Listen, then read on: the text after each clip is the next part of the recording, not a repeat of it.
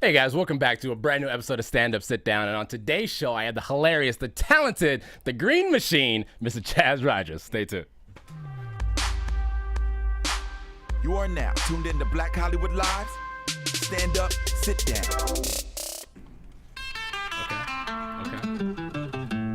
Okay. What's the drop?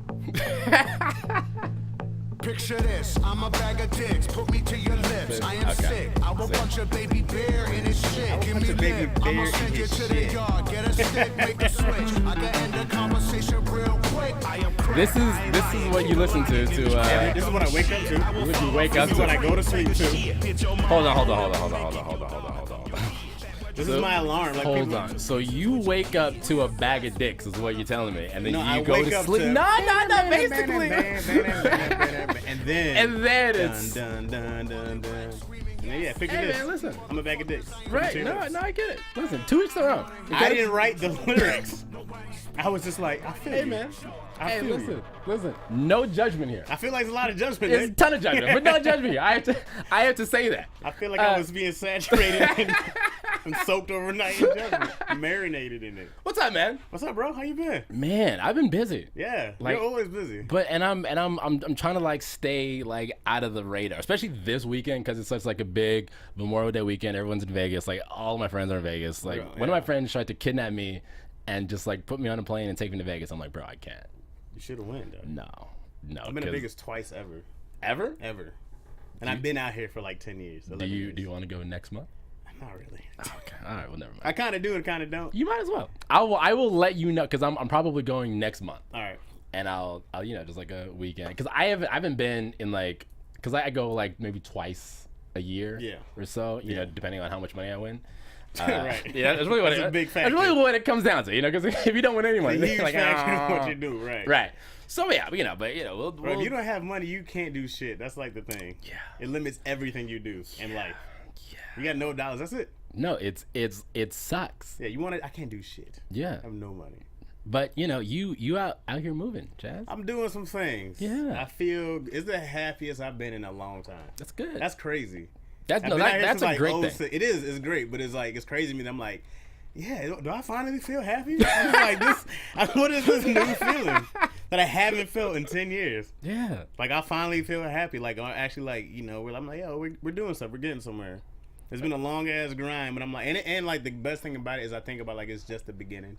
It is. So that's like really great. I'm like cool. I'm just starting to get like my feet wet in this. Right. That's the phrase, right? Am I getting my feet wet?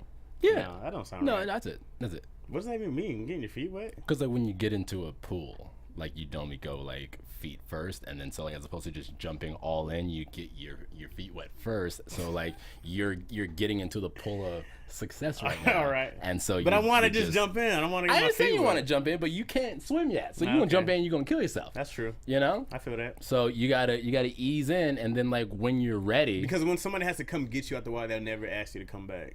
Right. Yeah. Right, and you'll just be banned. Right. You'll be banned from Because success, every time we go somewhere, period. you drown. Right, like we can't bring you here anymore because you're gonna kill You're yourself. gonna kill yourself. You're gonna Yeah. drown. Yeah. All right. Good point.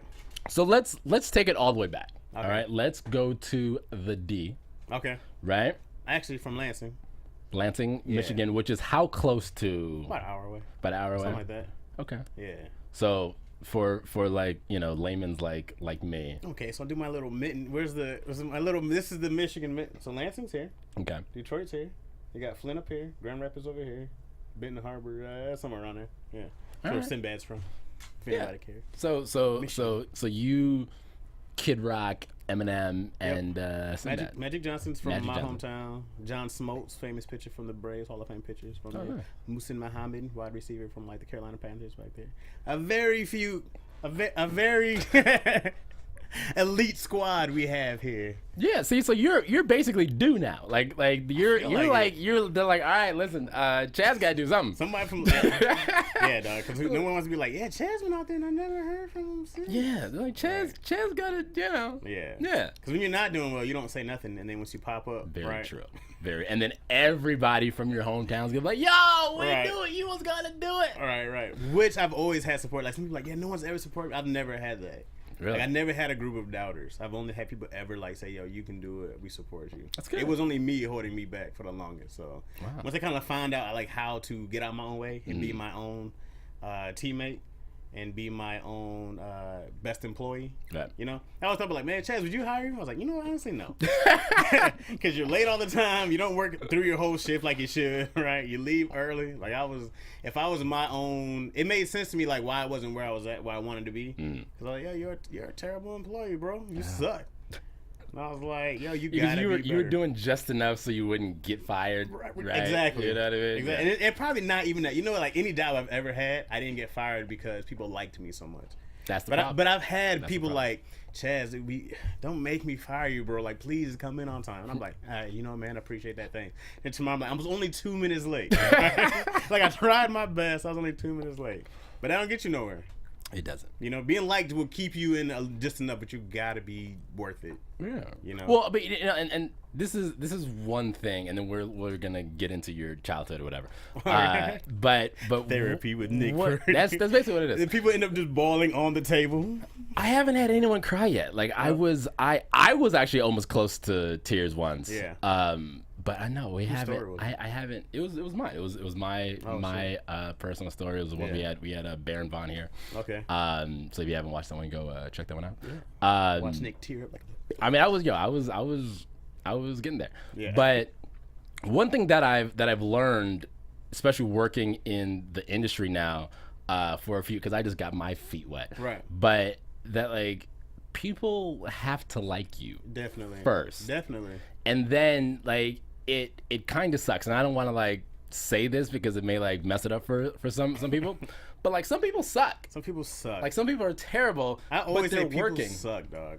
Dude, but they're working for 5, 10, 15, 20 years in the business because they're so likable. Like, some people are terrible at their job, but they still have work and they continue to get work because they're so likable. I just like this guy around. Yeah, that's what it's like. If I gotta be somewhere for 12 to 16 hours, you want to be with people you like. Right. Absolutely. Right. You don't want to be with somebody you can't stand for 10 minutes. And you're like, yeah. It makes a long ass day, and then you're like, it does.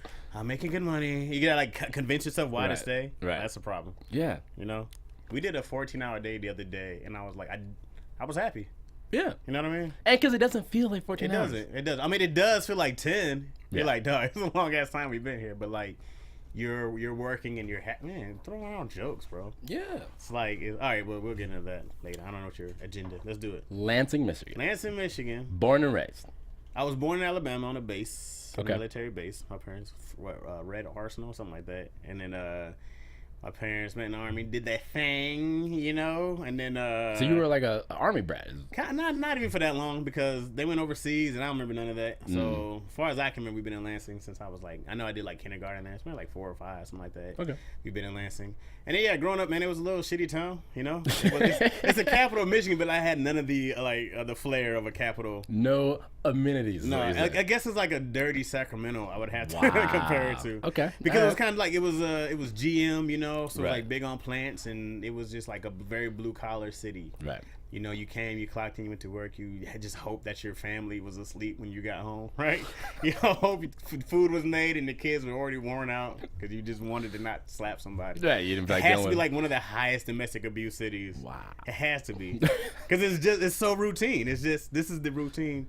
And then no one follows, like, it's where everybody goes and their dreams stop. Right. You know, I knew if I didn't leave, I would have had a kid. Like, I'd be 10 years in a factory job right now if I didn't leave. Well, which is great. Maybe not, because they closed down a couple of factories. They closed them all down, but I think one. So you're right. I'd be even more unhappy. Right. Right. Exactly. So, yeah, you know, I was very happy because some people, I mean, and it's not a problem if you're still there, and some people love it. Like, I go back and I appreciate it. Yeah. Some people are like, oh, I hate my hometown. I'm like, nah, I like Lansing. I go back and I appreciate it. It was a great place to be raised. Right. You know, I wasn't raised in a gang-filled Detroit. I wasn't raised in, like, you know, a project building like, you know, Brooklyn or something like that. All those other stories. I would have the lamest rap story.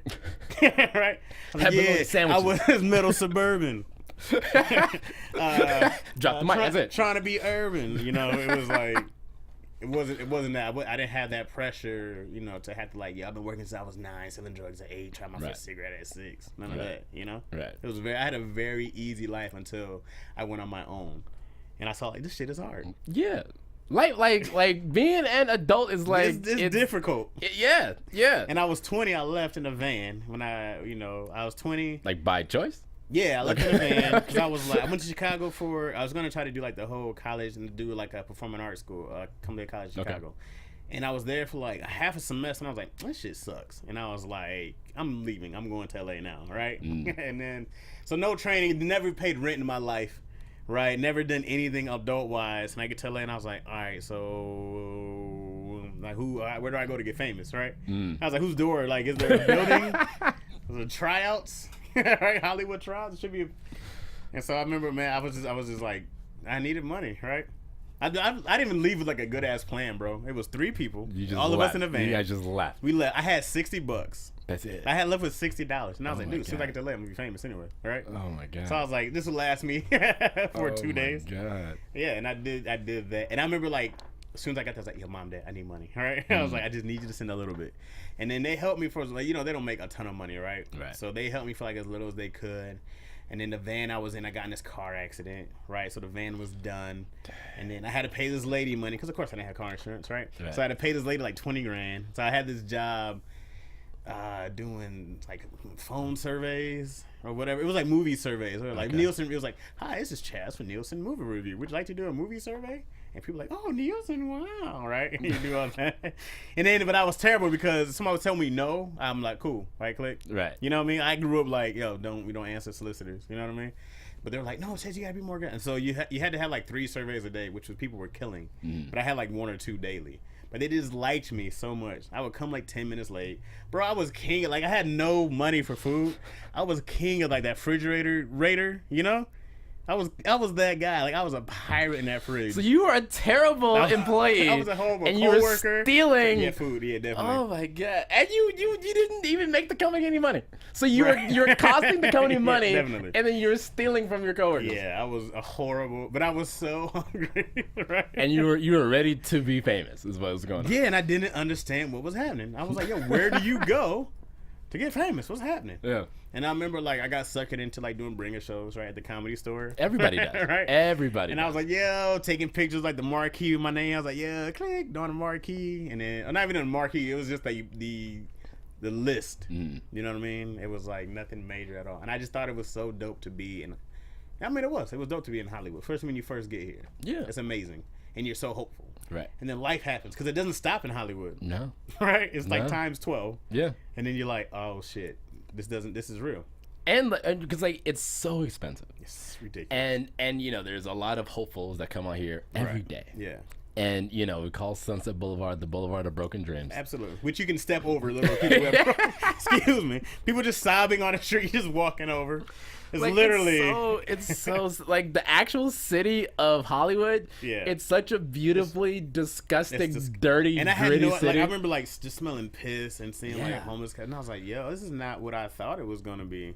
Yeah. You thought you were just gonna see Denzel like walking down the street. No. Or like Will Smith and his family, running around. That's what you think. It is nothing like that. It's nothing like that. Yeah. So, okay. So you moved out here. You were doing this telephone soliciting job. And I had a job also at UPS, and I was a part-time supervisor there. Okay. And that was probably the most soul-sucking thing I've ever done. I'm sure. And I did that for 5 years, and so that was like from 2007, 2012. And it just sucked. Yeah. But I also had to pay this lady back by the court. Right. So and I remember like they sent me a letter like, yo, if you quit your job or something like that, then you'll be like arrested for evading payment. It was something like that. Oh, jeez. So I had to stay and pay this lady. So I'm working, not even getting money for it. So I need another job just to be able to stay here, which wasn't enough. I was making $8 an hour doing the phone soliciting thing. Right. I think I was making like maybe 13 or 14 doing UPS. Damn. Neither of it was good money. Right? No. And it all just went to this lady who I hate because I fell asleep trying to do a show. Coming back home trying to do a show.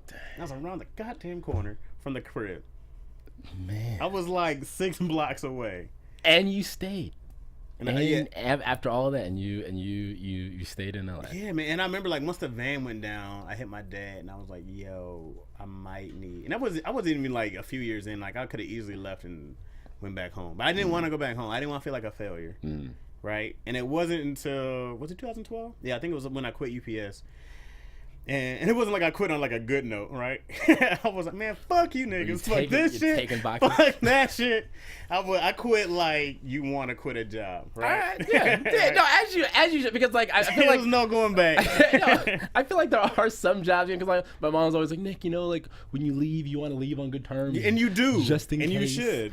But there are some jobs where like right, nah. And then like you're supposed to leave with like another job in hand. Like I didn't. I was kind of like, dude, I got like one more check coming, and this has to last me. And I went back home for like a month, right? And I was like visiting my family, and I was like, yeah, I'm gonna go back out there. And I was talking to my dad, and I was like, I just feel like I wasted like 5 years of my life out here, And I was like, man, I should just like come back here and maybe go back to school.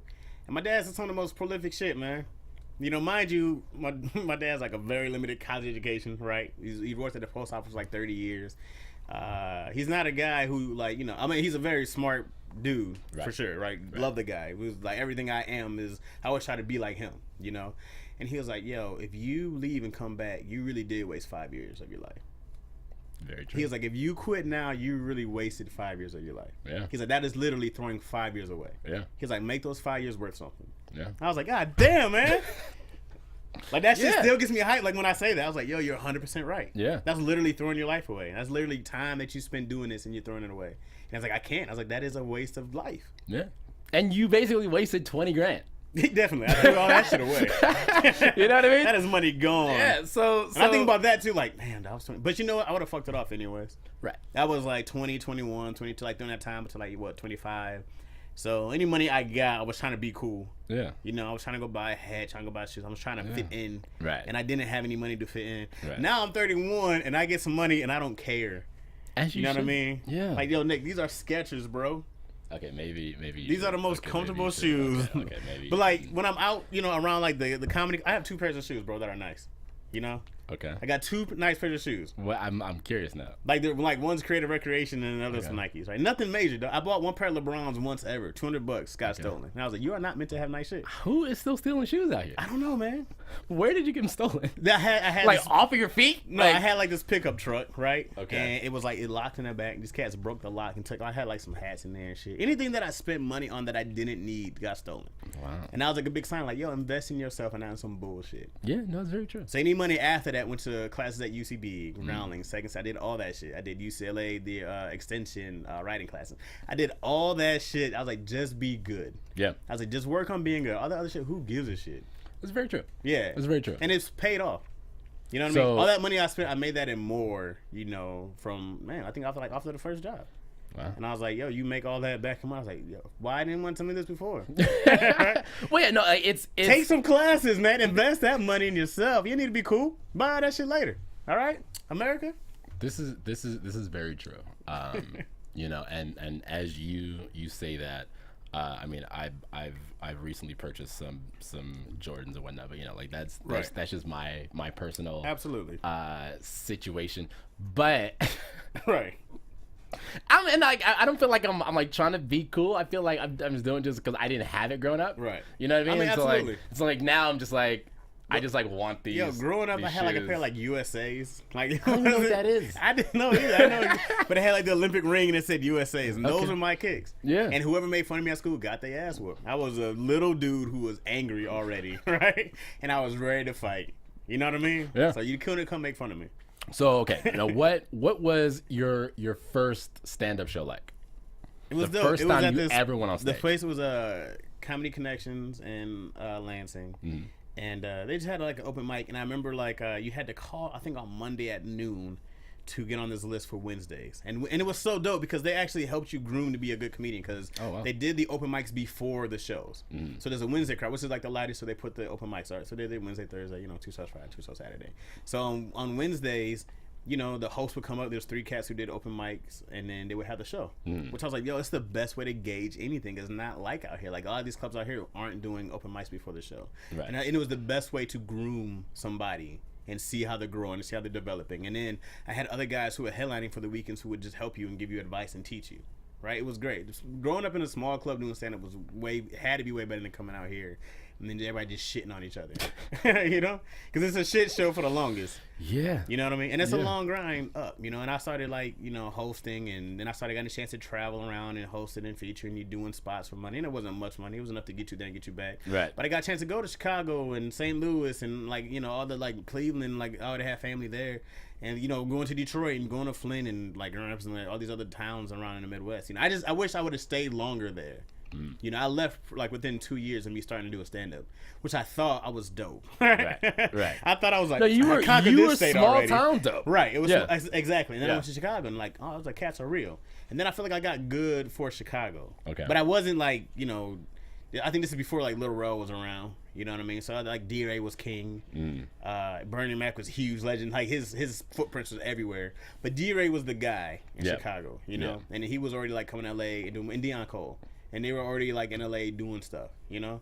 So I was like, all right, well, they got Chicago locked. I'm going to go to LA now, right? I was like, let me just go right here. Instead of like going from a smaller place to a bigger place to a bigger place. You know? Just went into the ocean. Like, I'm jumping in. Which I regret a lot. Do you? Yeah, because I really wish I got some time to like be an adult and learn how to handle things, but I wasn't too far from home. You know what I mean? Right. And I could have been like, oh, okay, hey, fuck that up. But I was all the way in Los Angeles. Like, no one could come and be like, it's not a 4-hour drive like Chicago was. No. You know? No, it's like 2,000, 3,000 It's miles. like 2,500 miles, something like that. It's a long way. Yeah. And so, you know, it was really tough because, you know, I just thought that, Hollywood dreams, right? You're like, I'm going to go make it. And nobody realized, like, the work that goes into it. That's what people don't understand is how much work goes into being a little bit successful. Yeah. You know? Yeah. Like being a little bit, I have a little bit of like a very minute bit but of it's success. there. But it's there. It's like my first bit, so it means a lot. Yeah. But like now, but ever since like the more you get, I think the harder you work because you realize that, all right, it's going to take times 10 to get a little bit more. Yeah. You know? And then to sustain where you're at. And to sustain, bro. Like you have to complete like, dog, it's like if remember like the locomotives and you had to like burn coal to go out at a certain speed. Like you got to be doing that all the time. You are constantly just putting coal into the fire, and you can't stop. You know, and people are like, oh, I'm gonna go out. Like I don't go do fun shit. People are like, hey Chaz, like somebody invited me to a barbecue tomorrow. I'm like, I have to go right. You know what I mean? Because here comes another week of shooting. Here comes shit like down the line, even like past that. I'm like, yo, I would love to be able to create a show. And I don't know who I'm going to run into, right? But you're in a different circle now. So my main thing is to be ready in case anybody actually likes you, right? Or actually wants to read your shit. Right. It's like, it's got to be dope. I can't be like, oh, yeah, well, I'm developing something. Well, yeah, man, like by that time, they may be on to somebody else. Like it's got to be done right now. Yeah. So polished, ready to go, packaged, ready to go. Hey, my room, that's still a piece of shit, by the way. But I took my TV out my room. I went to IKEA, bought a little desk, a little corner desk in there, and that's it. It's like it's just supposed to be a focus space for work. You know what I mean? Then you go out and you do stand-up, you go grind. You know, you go do. I found. You ever heard this shit called The Moth? No. The Moth is like the storytelling community. Okay. Which I had no idea existed, but it's purely storytelling. It's pretty much stand-up, but just they're storytellers, not comedians, right? But there's people who go there just to hear you tell a story, and it's kind of what we do, but they're not comedians who are just waiting to get up. Right. They're people actually there to enjoy listening. It's like the best place I found, and I just gave it my secret spot. Right now, I just gave it my secret. Everybody's gonna go look at the Moth and find the Google nights.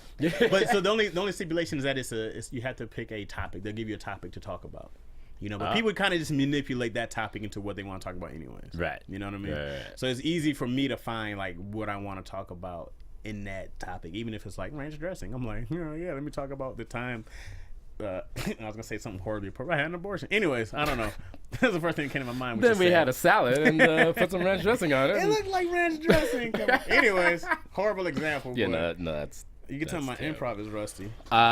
What was your first heckler like? Like that experience? I didn't get heckled often, but the one I remember the most is in Compton. I was doing the family room, and which is legendary, right? Yeah. And and it was such an easy heckle, bro, and I had nothing for it, right? And this guy was like, "Hey, man, you boring," and I was like, "All right, guys, thank you for that." you just ended it right there? I had nothing else. I was kind of like, well, the people that have spoken.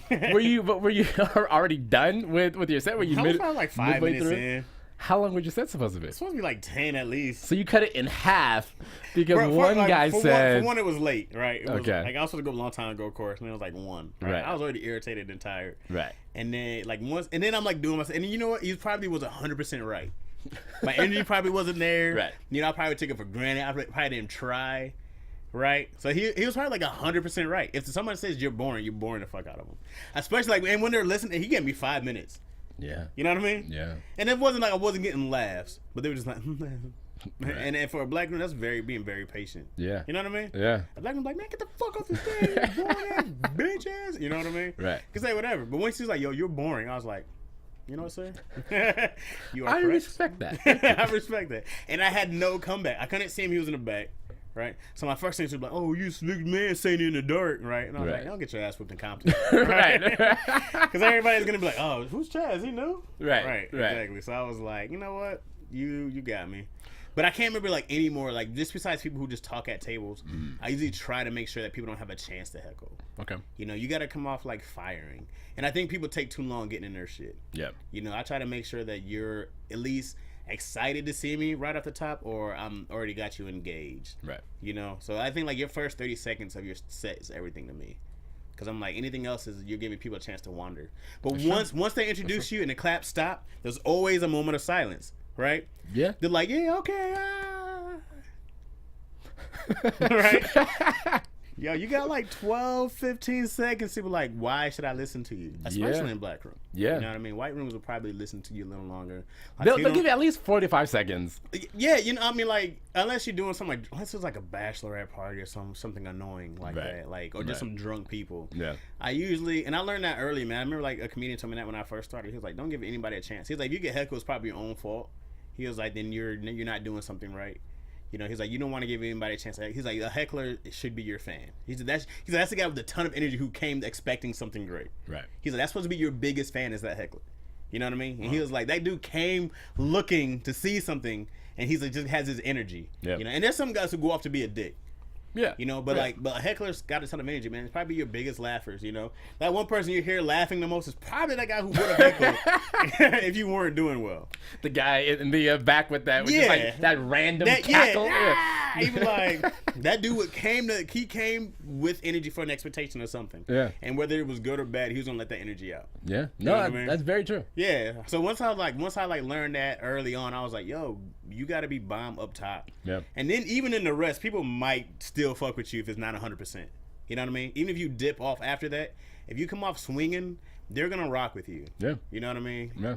And then I would tell people to have short sets if you can't do longer. Do a hot 5.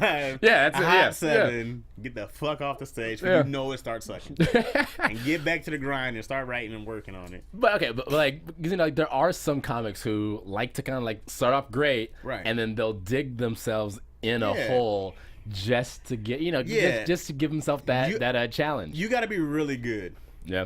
I don't ever expect to be that good where I can do that. And I'm like, I don't trust me enough. I don't mind doing like an edgy topic where people get quiet, but that's probably something I worked really hard to build. You know, like if I do like I don't know why I keep going on abortion, but let's say if you do an abortion joke, it's a hard topic. Yeah. And people are going to be awkward, you know? And I've done those jokes before where people get antsy in their seat, and then by the end of it, like, I thought you were going somewhere else with that. Right. You know, like that was actually really clever, like how you did that, or you know how you ended it, you know. And I don't think it's a thing about like, well, I'm great, you know. I think it's about, well, I bombed at it a lot. It got awkward in a lot of places before I brought it to you. You weren't the first person that I brought it to, and then it was good. But if I'm gonna go do it in like a club where there's like, you know, a lot of people, it's gonna be right. Yeah. Everything else I save for Marty's. You know what I mean? Right. And or then, some little dingy dungeon where no one knows where I'm at. And I'm like, hey, the thing about abortions is, you know, I'm not saying like confidently, but when you do a tough topic, man, like go put in that work for it. Yeah. I think that's the thing, like a lot of comedians, especially young kids, like they don't know how to work hard at stand-up. Right. You know, I think it's more than just going out every night. Also, I've spent a lot of time during the day. You know, whether I'm in the mirror, whether I'm writing, like I'm practicing stuff. I'm working on timing. You do that stuff during the day. You know, and then when you're at night, that's when you start perfecting that stuff. Right. You know what I mean? That's when you go try it. Man, like I used to write in my notebook, like, okay, hey, yo, try timing this. Like, try saying stuff like this and that. I want to see how that works. Right? I go back, you listen to yourself, you watch it. It's a process to it. Yeah. You know what I mean? I don't think people learn, like, how much work. Those cats who are great for a reason. And people who are average and good for a reason. And people who suck for a reason. Yeah. You know what I mean? Everybody's where they are for a reason. Yeah. I would have loved to ask Richard Pryor and Cosby and like Sinbad, like these guys, like their work ethic. You know, a lot of those greats who are gone, I would like to ask, like, what was your day like? Oh, Sinbad isn't gone. Well, Sinbad's not gone. I don't know. Cosby's not gone either. Well, Cosby's kind of gone. I mean, Cosby's hanging on. Cosby needs one more. And granted, this is a hero of mine, but I figure I'm never gonna meet him before he dies. But but he's a guy. I'm just like, I wonder, like, this dude wrote. I don't know if you ever listened to his album called "My Brother Russell, Whom I Slept With." It's super dope, dog. It's 30 minutes of him telling a story about him and his little brother in the bed together, having to sleep, not a sleeper, but just like sleeping. And they're making all this noise trying not to wake up their dad. And after Cosby says, "This is my brother, whom Russell," you hear Cosby as a kid, you hear his brother Russell, and you hear his dad. And that's it. Cosby never once says, "and then and then he said, and then this." You just hear the story as you can like vision it watching. Wow. It's the greatest piece of storytelling ever told. Wow. And I put that above anything prior than also. Just that one piece. Not that probably doesn't have a close second. But that's what made Cosby the greatest storyteller to me, is because he gave you a whole world, and never once do you hear the narrator.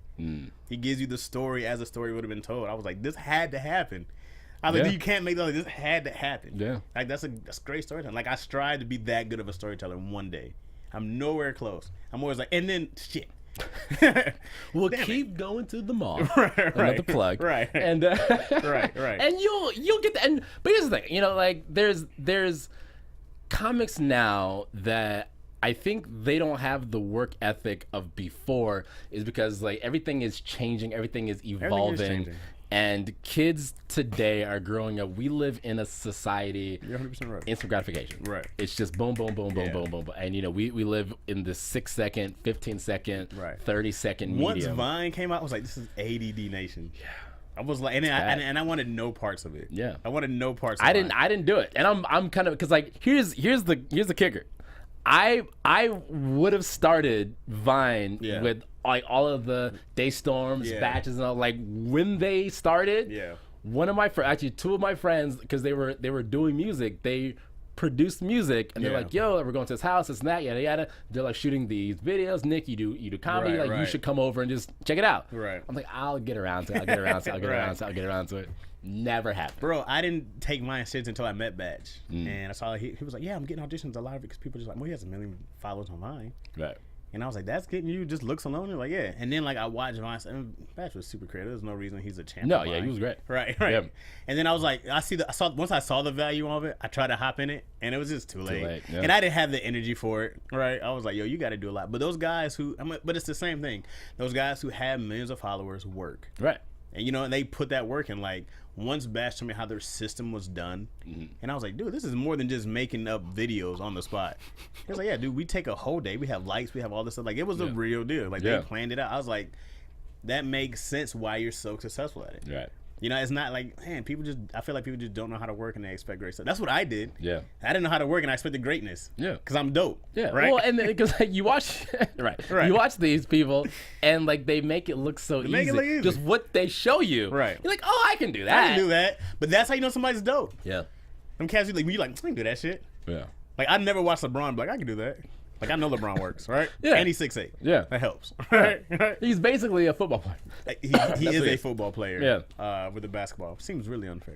I'm pretty sure he's on steroids, too. I believe. That's probably what it is. I believe him and Dwight Howard were both on roids for a long time. From like 7? From just 8, 7. He's just too big. No, you know who I think took too many steroids? Greg Oden. Yeah. Because his face was 45. Bro. Because we graduated. No, he was like a year. He was either like a year or two younger than me. But I remember because like our high school got this publication, and he was on the cover. You go to your high school? No, he didn't go to my high school. Okay. And he was on the cover, and I was sitting in my stats class. Yeah. And like the teacher holds up this magazine. Yeah. And she's like, "This kid is like 15 or something." Yeah. He looked like he was 37. Yeah. His face, like, who is that? Like, I can see like a baby Odin. Yeah. Right? Just look the same dumbass face he made. No, then I'm telling you, I ran into him, right? At some after hours joint. Okay. And I looked at him in his face, introduced myself, whatever, and I was like, I'm thinking to myself, like, yo, you're not like 20, dude. I'm like, who are you lying to? Because that was the greatest lie of all time. And his knees went out. Like, how your knees this bad at 17? Right. Right. It's ridiculous. Yeah. It's because they've been overworked already. He was working factory jobs. And that's what happened. Exactly. Yeah. Because you're 40. That's why your knees are bad. Because you're 42. We know You why. have a kid. You have a whole family. Right. Back in Lansing, you have a family, Greg. Right. Okay? This plan shut down. He's like, no, I'm going to play basketball. Everyone told you your entire life you But should play when you're ball. dunking on kids in the 8th grade, nobody gives a fuck. Exactly. He's 6. Yeah. Put him in. No, because that's like the Little League World Yeah, Series. when that kid was 18. He's 12. This kid, are you sure? Yeah. Oh my god. Yeah, oh sure. my god. Are there any things that are off topic for you? Nah, I don't think so. So you'll say anything. I think so. Now, Stand-up wise? Yeah.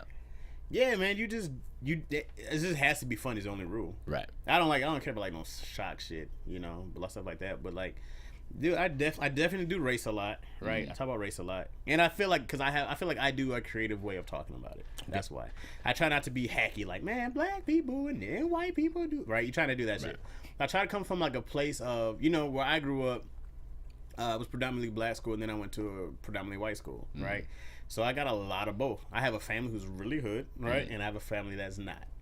Like my dad's side is very, like, my granny was very big on being polite, and, you had to have manners, and she did like the whole like debutante stuff, you know. Wow. And my mom's side was not. Very hood, but I loved it. It was like, it was super ghetto, super hood. Every summer we went there, it was like, these are the hood cats, and then you went back to the burbs, right? That was my life. You went to the ghetto, and then you went to the, Yeah, the best of both worlds. Yeah, absolutely. Right. But it was absolutely that, And then, like, I felt pressure, like, going to a white school to pick, to be like, be the ghetto kid, and it was like, nah, you just have to find yourself. Yeah. And then, like, you have black folks be like, oh, you whitewash, and then you have white people who be like, nah, you're one of us, right? You get that shit, and you're like, man, I'm just trying to be me. Right. You know what I mean? Yeah. You used to get that shit. You speak so proper from black folks, right? But even white people be like, "Oh, you speak so proper," and I'm like, "Yo, is this an insult or right? Is this an insult or a?" I can reads too, right? Yeah, when somebody says that shit, like, "Yo, you speak so well," like, it's funny when you're a kid. That's one thing, right? But I'm like 27. Somebody's like, "You speak so well," I'm like, I'm not a fucking monkey who learned how to talk, Me study with humans and shit like that. Me live with humans for a long time. If a monkey could talk, I'm like, yo, this nigga speaks amazing, right? That's a great compliment to a monkey. Yeah. Not to a human being who's been in school since fucking 4 years old. Right? No, I mean, and whether it's something slight that people try, give a little jab or whatever. But here's the thing too, is that living with amongst the whites, right? But I understand, like, they're not trying to insult you. They have a very, very watered down version of what a real person who's black is supposed to be. Right. They really do have a stigma that's been given to you from years and years of TV and hip hop, and a lot of it is black people's fault also, because we give you this rap shit, right? And we give it to you hard as fuck, right? Yeah. Rap shit's supposed to be hard, it's supposed to be hood, it's supposed to be all these things, and then thank God for a few cats who are very intellectual who can also rap, right? Right. But yeah, I don't think that it was supposed to be and that's kind of where I come from a lot of times now, is like, when I'm thinking about things, it's like, is this person doing something maliciously? It's how I look at a lot of things. Is this person do I believe somebody's racist based on their acts because this is a person who naturally hates black people because they're black, or someone who doesn't understand what they're saying? Right. I mean, and that's the whole idea, like, somebody being ignorant or somebody being hateful. Right. And I'm like, yo, I took it as a personal responsibility to help educate people who might just be ignorant, because some people just don't know. This is very true. And they might say something to you that you're like, okay, let me tell you why this is not appropriate, right? Let me give you, but I think that what helps me do stand-up is because I get to see stuff from a different perspective. I'm not angry at somebody. I'm just like, let me fill in this gap here. Right. And I think that helps me a lot in white crowds and in black crowds also, because I get to tell the black crowd, like, let me tell you my background, how I see the situation, right? And tell you why this is funny to me. They're not gonna have people like, I never looked at it like that, right? Which is dope. I mean, and I think, like, broadening people's horizons and just like, they're like, oh, like, right. So that's why I think of that. Right. So that's why I talk about race, because I feel like if you do it with a point and it has some intention, not just trying to be funny, right? Because you can go talk about farts for 10 minutes. You know what I mean? It'd be probably funny, right? Sometimes maybe a good for like fart the joke, first two, unless it's a very clever 10-minute fart joke. Right. You know what I mean? You probably can't do, but I still see it to TV and somebody farting who's like, still funny. You know what I mean? Like, I mean, you know, like I think the sound is funny. It sounds always funny, but the aftermath of a fart is always funny to me. Well, yeah, you just like, especially like a silent when you smelling it. You're just like, I'm gonna bomb this person. Like, it's still funny, and I still get pissed when somebody don't say nothing. Yeah, right. Like, it's happened in 30 years. It's still atrocious, bro. It's still like one of the most acts of war you can do. Like, if fucking Putin came in to Trump's Oval Office and laid a fart, it's a war in Russia. Yeah, that's it. You let Simon Bedeli in my office? You dirty motherfucker. I'm bombing everything. But I love his last name though, Putin. Because you already know, like I didn't put that together. You know, how did I miss that? You know, and I have this terrible thing, but like I just start calling my friends Vladimir. I'm like, listen, I'm gonna call you Vladimir now. Why? Because you Putin. Hilarious. I should have seen that setup. You should have seen that setup. Seen that I walked you right through it. Did. I walked but you it's through more of a surprise me not knowing. Yeah, see how I laughed at it? That was general laughter. It was I was great. like, ah, it was great. I'm stealing all that. I still got it. I still got it. With the train, I'm downtown. So let me ask you this. This is fun, dog. So now where you are, you're writing on television. Yeah, I guess I am. Yeah. That's crazy. Like, I wrote for a TV show. Yeah, and that's so okay, like, and it's not the most popular TV show in the world. You wish it was New Girl or whatever. Some shit is hot. I'm so thankful that I got a chance to do that. Yeah. You know what I mean? Yeah. I mean, but here's like, I'm so happy. Here's the thing. It's on You Bounce are Television. writing something. Yeah. And then you can turn on your TV, and then see what you wrote. Yeah. I mean, it's not exactly everything what you wrote because I know stuff gets slapped around and we know, you know what I mean? Right. But you're like, this is like what we talked about, and these are my ideas, and that yada yada. I mean, you do like there are definitely pieces that you like. I like the episode we wrote of Family Time. Well, I guess I don't know how much I can say, but like the first. Like my I guess it's the same thing about being like 30 seconds in. Like I was like, what's the funniest first line we can think of saying? Yeah. You know what I mean? Yeah. And he walks and he's like, "You see my foot cream?" Right? And then that starts, and especially like when you see the atmosphere, I was like, "Is there anything else that?" But I was like, I want this to be at least like what, you know? And I was like, that's just one of my things that I'm like, I want this to be the funniest first line in television history. And I'm like, I was trying to look at other things. Everybody's like, hey, like everybody starts out saying hi, and I was like, nah, I want us to start in immediately. There's something going on that we want to know about, right? You know, and that's just kind of like, I guess, like where my brain is like, what's the funniest thing I can start off saying? Yeah. The beginning of a comedy show, the first words should end in a laugh. Yeah. Not just be the start of something. Yeah. Or just like the way you walk out, just like your presence, you know what I mean? Just absolutely. like that's because I feel like the whole package is what really, you know, separates like good comics from great comics. Dude, definitely. And I don't know when you get to that point. I guess you'll know when things start going like that well. Yeah. You're like, okay, I think I'm doing something right. Right. So I'm definitely not there, right? But you're still like, I'm always looking for it. I'm always like, I know I'm way closer than I was in 2004 when I started in Comedy Connection. Oh yeah. You know, and here's the thing. And so let's just kind of talk about this. So day one, you walk into the writer's room, and so you know, and I'm guessing Bentley Kyle Evans is there. You know, Martin and Jamie Foxx show, and you know, you can Google him and look at his IMDb. It's ridiculous. It's ridiculous. So you get there, and then what is that like? Well, so we got offered to write the show. I did it with my buddy Jasmine Brown, who's been my best friend since 3rd grade. Wow. Also, yeah, and you know, I got brought in because of him. They offered him an episode because he's been working with them. He was like a writer's assistant, right? And so, but he's a drama writer. He was like, dude, I don't know how to do this comedy shit. And I was like, hey, great, I just finished a class at UCLA, right? Let's do this, right? And so, like, our first day was horrible, bro. Like, it was like we were stressing because we didn't know anybody, right? And the network gave Jasmine the episode, not Bentley, right? So we were going in Bentley's office in the writer's room with cast that he picked. You know what I mean? We were outsiders coming in, you know? And I knew, like, Jay Phillips was there, and I knew Jay a little bit, and RT Steckel was there, and I knew RT a little bit. Just, you know, just enough to, like, be familiar with, but nobody, I don't really, like, know those guys. They have history together, you know? So when we were, like, looking at our script, we found out that no one read our script, right? So we're going through, and everybody's reading, and we're like, oh, shit. Like, it wasn't going well, you know? And then we were like, shit, this is not doing good. We know this shit is funny, right? And so we were like, okay, guys, we'll like convene on date 2. So we were like, fuck, man, this shit's gonna be bad. We're looking like we're stupid, blah, blah, blah, right? And we got maybe like a few chuckles. Next day, man. Because no one really laughs when they read it. Especially when no one knows you or cares if you win or not. That's true. That's you know, true. like no one, like they didn't lose anything. If anything, they'd be like they suck. Don't bring anybody else in my writer's room. Right. I got this. You know. Right.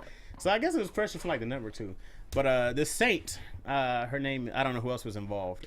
This cat Ricardo Handy was also involved in getting us this, and Abby McDonald's. I can't say her last name, but Abby also was like, she came in, she was like, this script is so funny. She's like, it's like one of my favorites of the season. Wow. Dope. And then Bentley's sister, Stacy Evans Morgan, gave us like a great lob, and she was like, you guys, I read this last night. She's like, I laughed the whole time.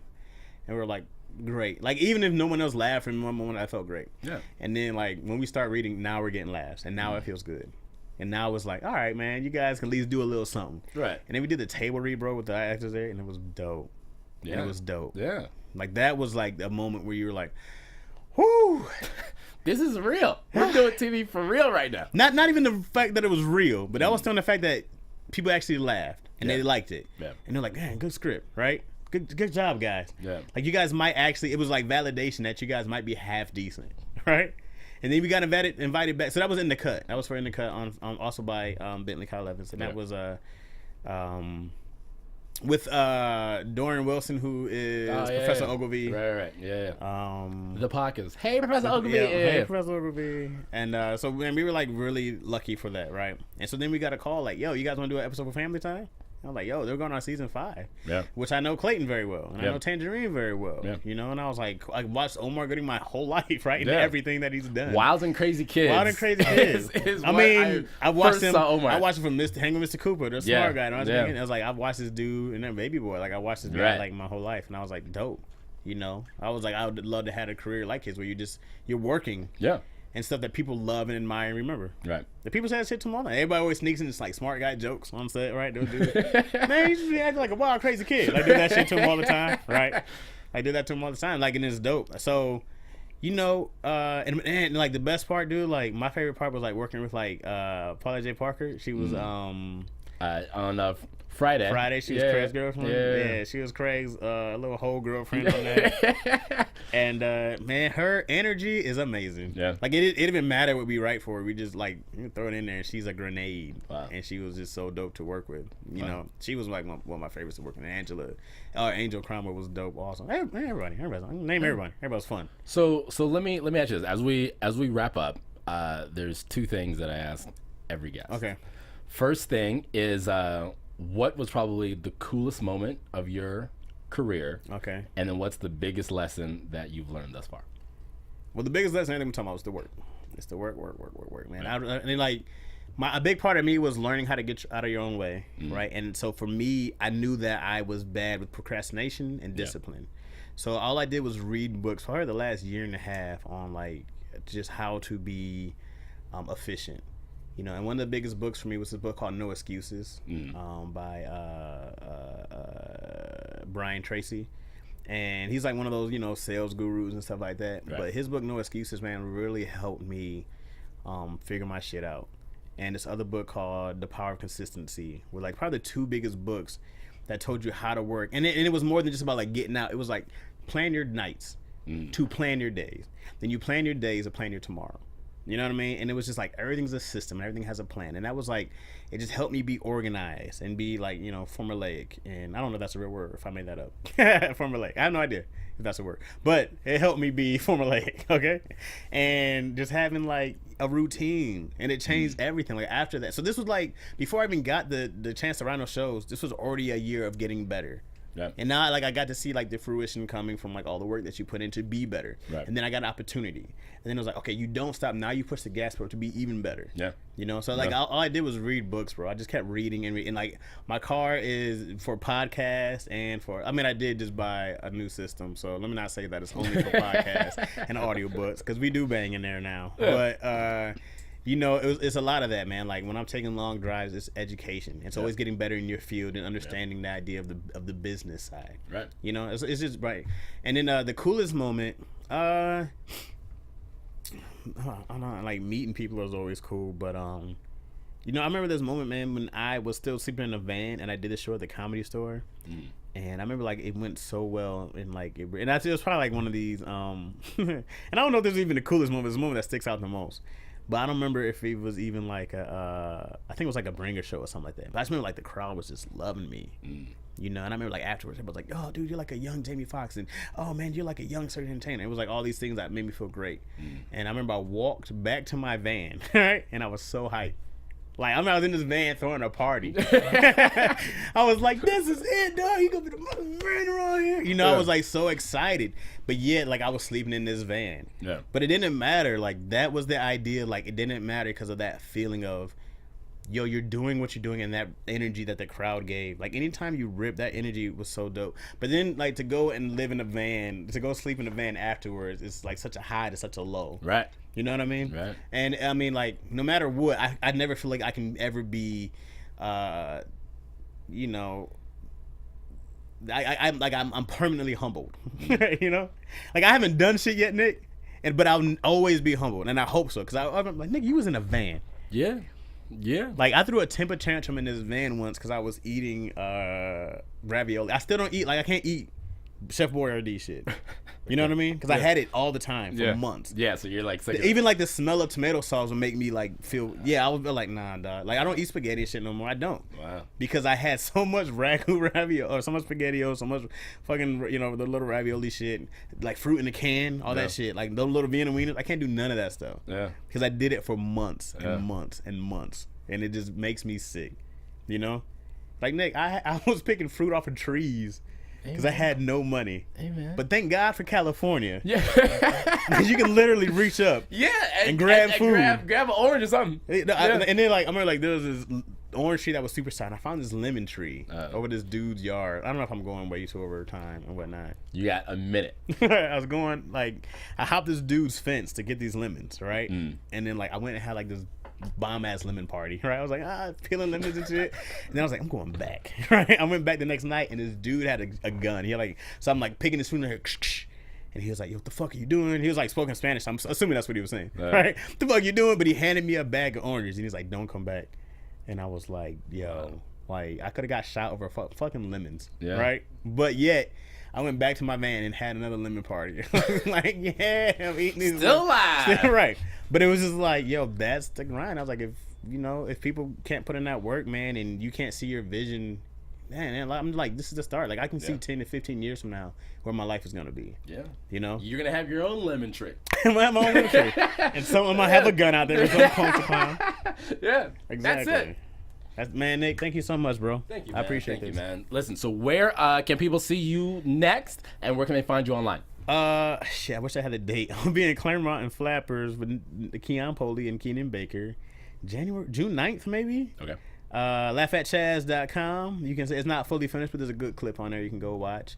Laugh at Chaz in any social media thing, Instagram, and I spell Laugh at Chaz correct. I don't do a LAFF thing. My mom was not having it. She's like, don't be ignorant. LAU. Yeah. So Laugh at Chaz is anything you can find me at. Perfect. Thank you, brother. Thank you, man. Appreciate it. It was fun. And just learning and listening to your story is incredible. Yeah. Yeah. Like I'm gonna go out and like work now. Right. I may pick a couple lemons. So I'm sorry if I grab a lemon. I'll be trade. But I found an avocado tree. It was bomb, though. Good ass time. Thank you guys for watching. You can find me all over the internet at the Nick Perdue and the Nick Perdue 2. The Nick. That's Perdue. It. That's it. And I'll see you guys next time.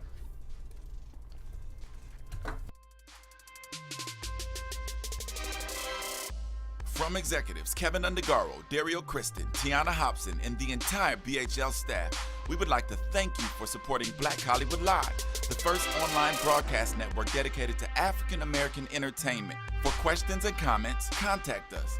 info@blackhollywoodlive.com. Like us on Facebook, tweet us, or Instagram us at BHL Online. And I am the official voice of Black Hollywood Live, Scipio. Instagram me at KingXOBay. Thanks for tuning in. The views expressed here are those of the host only and do not necessarily reflect the views of BHL or its owners or principals.